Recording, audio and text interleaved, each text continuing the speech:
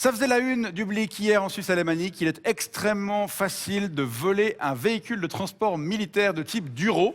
La raison, chacun des 2200 exemplaires que possède l'armée suisse s'actionne avec la même clé. Et il s'avère que c'est pareil pour les Jeeps Mercedes classe G. Pourtant, aucun de ces deux véhicules n'a apparemment encore été dérobé. On verra si cet article donne des idées à certains. Et on va en parler avec vous, lieutenant-colonel Karl-Heinz Innemnit. Bonsoir. Bonsoir, monsieur. Vous êtes le suppléant du commandant de la place d'armes de Bulle. Oui, le commandant, c'est le colonel EMK Oberhansley. Je vous salue bien. Il peut malheureusement pas être là ce soir. Il a une interdiction de se rendre en Valais. Comment ça, une interdiction? Oui, une interdiction qui a été émise par son médecin, le docteur Steingruber.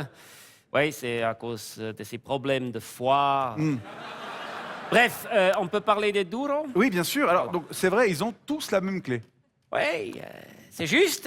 Et alors, ça s'explique très simplement par le fait que ça évite d'être emmerdé quand on en perd une. Est-ce que vous pouvez développer? Et vous savez que quand vous faites du service militaire, on vous demande de ne pas réfléchir. Oui. Or, quand vous perdez vos clés, qu'est-ce qu'il faut faire pour les retrouver? Il faut en effet un peu réfléchir. Correct.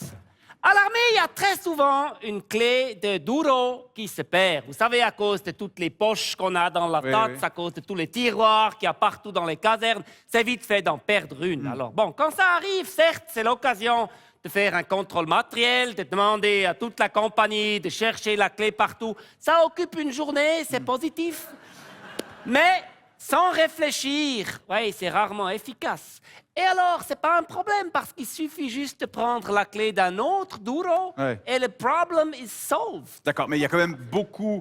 il doit y avoir beaucoup de militaires qui sont au courant de ça. Et il n'y a jamais vraiment eu de vol, c'est vrai? Jamais, jamais. Il y a souvent des emprunts, mais jamais des vols. Jamais. Qu'est-ce que vous voulez dire par des emprunts?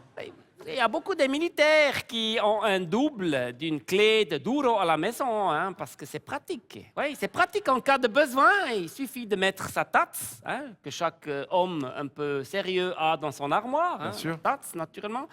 Et alors, vous pouvez aller avec la tasse chercher un Duro sur n'importe quelle place d'armes. Oui, personne ne vous dira rien. Il y a rien qui passe plus inaperçu sur une place d'armes que quelqu'un qui porte une tasse.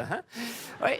Et puis nous, ça ne nous dérange pas, vous savez. Ça nous dérange. Au contraire, les véhicules de l'armée, vous savez, ils roulent très peu, alors bon, ça les permet de les décrasser un peu de temps en temps. C'est positif. Ouais, mais à quoi ça sert d'emprunter un Duro? Oui, il y a plein de choses. Moi, par exemple, le mois passé, j'ai emprunté un Duro 2 fois. Oui, 2 fois. La première, c'était pour aller chercher une bibliothèque chez IKEA. Et la deuxième, c'était pour la rapporter parce que j'ai réalisé que je n'avais pas de livre à mettre dedans. Alors, c'est la même chose, je le disais en introduction, pour les Jeeps qui ont aussi tous toute la même clé. Et... Oui, et on est en train de regarder avec Lockheed Martin pour voir s'ils peuvent aussi nous mettre le même cylindre sous tous les F-35. Oui, pour éviter de perdre du temps à chercher la bonne clé. Bien sûr. En cas de violation de l'espace aérien de la Suisse. Et vous ne Ça irait plus vite, ça serait mieux pour la sécurité du pays. Vous craignez pas que maintenant que cette information a été largement rendue publique, des vols aient lieu? Enfin, le Duro, c'est quand même un véhicule à quoi, 140 000 francs? 140 000, oui, plus 200 000 qui ont été investis pour les moderniser. Ça fait donc, c'est cher, c'est clair. Mais bref, vous savez, non, on n'a aucune crainte. Il faut être honnête, le Duro, c'est un véhicule qui est moche, inconfortable, pas du tout facile à conduire, impossible à garer en ville, qui consomme 25 litres de diesel au 100 km et donc qui pollue énormément.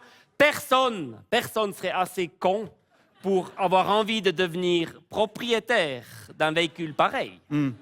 À part l'armée suisse. Lieutenant-colonel Innemit, suppléant du commandant de la place d'armes de Bulle, merci pour ces explications et bonne soirée. Oui, je sais pas. Merci.